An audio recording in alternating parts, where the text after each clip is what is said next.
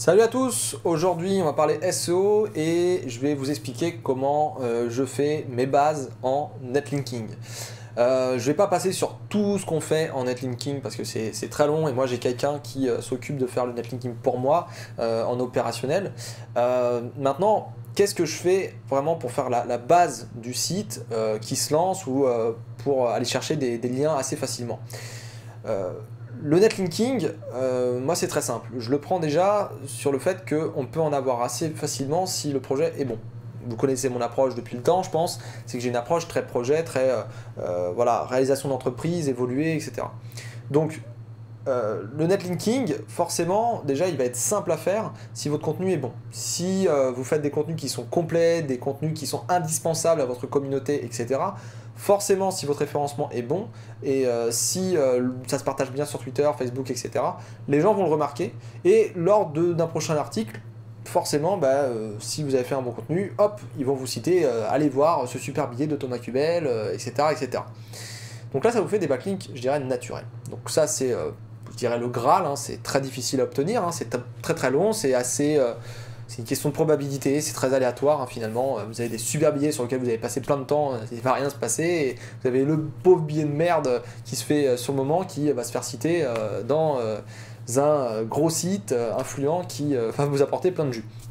Donc là, je vous dirais, cette technique-là, elle est bien, c'est pour ça qu'il faut toujours faire bien son boulot, bien ses contenus, etc. Et même faire, voilà, s'occuper vraiment de tout ce qui se passe tout de suite là à l'instant T. Par exemple, si on parle de la sortie d'un pingouin, moi j'avais fait un article sur Pingouin pour donner mon avis sur ses fluctuations, et puis j'ai été cité dans le journal du net. Bon, bah voilà, c'est cool, j'ai pris l'opportunité, et puis voilà, quoi, c'est tout. Donc il faut regarder ces opportunités, il faut regarder vraiment s'il n'y a pas quelque chose à faire avec tout ça. Ensuite, des techniques qui sont vraiment très très simples, c'est déjà le carnet de contact, quoi. Vous avez un téléphone, vous avez des fournisseurs, des fabricants, vous avez peut-être des collaborateurs, des personnes avec qui vous discutez de temps en temps de la même thématique.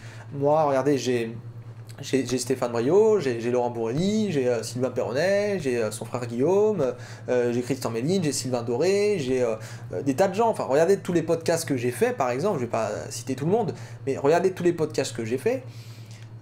L'idée, bon, c'était pas de faire un backlink au départ, c'était vraiment de faire parler des gens, etc., et d'apprendre des choses aussi bien pour vous que pour moi, et pour que la personne aussi puisse montrer un petit peu son spirit, comment elle fait du SEO, tout ça. Mais je me suis rendu compte avec les podcasts, et c'est pas nouveau, hein, c'est une technique qui est très simple, c'est vous appelez un influenceur, ou quelqu'un qui n'est pas influenceur, hein, quelqu'un qui voilà, veut parler tout simplement.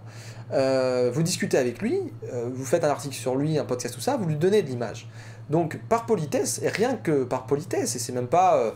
encore une fois, hein, moi je donne sans retour, je suis quelqu'un qui partage énormément, je suis quelqu'un de très très généreux, et ça me joue des tours déjà parfois, mais sans parler de ça, vous donnez comme ça, la personne par politesse, elle va vous faire un backlink à un moment, voilà, si elle parle d'un sujet particulier, bon pourquoi je fais pas un backlink vers un billet de Thomas Cubel pour le remercier, quoi. Et c'est comme ça aussi que j'ai fait mon profil de backlink. Donc appeler des influenceurs à venir sur votre site pour parler d'un sujet, appeler telle ou telle personne pour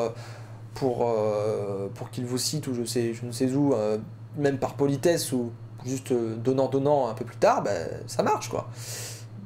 Donc moi je vous recommande déjà de jouer ces deux cartes-là, même ces trois cartes, de faire du beau contenu, de regarder dans vos carnets de contacts si vous n'avez pas des gens, et puis d'appeler des influenceurs et faire participer le monde en fait à votre projet. Et puis ensuite, là, vous pouvez partir sur du link betting, c'est un peu ce que j'ai dit avec le contenu, mais du link betting un peu plus intéressant. Vous pouvez faire de l'échange d'articles. Sur Twitter, vous avez des tas de demandes. Voilà, je cherche du lien dans telle ou telle thématique, TF machin. Allez-y, demandez. Ça coûte quoi de demander? Demandez, vous ne risquez rien. Ensuite, évitez tout ce qui est un peu harcèlement, je dirais, parce qu'il y a pas mal de gens qui envoient des emails comme ça, puis qui nous font chier à marquer backlink, tu veux pas échanger avec moi, ou tiens, j'ai 5000 sites, est-ce que tu veux pas un backlink sur l'un d'eux, 350 €, bon, quand on voit les sites, on n'a pas trop envie d'y aller, quoi. Donc essayez de trouver des méthodologies, essayez d'être créatif, essayez de voir s'il n'y a pas des méthodologies qui sont plus simples, essayer de faire des web profiles déjà pour commencer, même si c'est pas en do-follow, ça permet quand même d'être présent. Essayer de partager, de trouver des opportunités, essayer d'aller dans des groupes de netlinking, essayer de contacter aussi un prestataire, hein. Moi je sous-traite tout aujourd'hui. Et puis après vous avez des tas de techniques pour chercher des liens, hein. Vous avez aux États-Unis des tas d'outils qui vous permettent de prospecter, de trouver des sites sur lesquels poster. Vous avez BuzzSumo qui peut vous dire aussi quel article marche le mieux, qu'est-ce qui peut se faire partager, et éventuellement là où vous pouvez intervenir. Et puis profitez des opportunités surtout, hein. Si vous avez un sujet que vous traitez tout le temps, ben allez-y, inondez la thématique. Parce que ça va vous prendre peut-être voilà, 2, 3, 4, 6 mois à trouver des backlinks, mais une fois que vous avez un certain level, déjà vous avez un peu de patate. Donc dès que vous rédigez un article, boum, ça se fait propulser dans les SERP, et puis votre netlinking ensuite vous aide dans tous les articles que vous faites à progresser.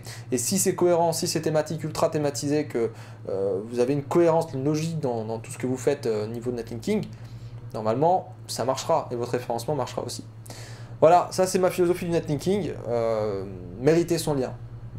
Si je devais dire vraiment 3 mots, voilà, mériter son lien, son putain de backlink.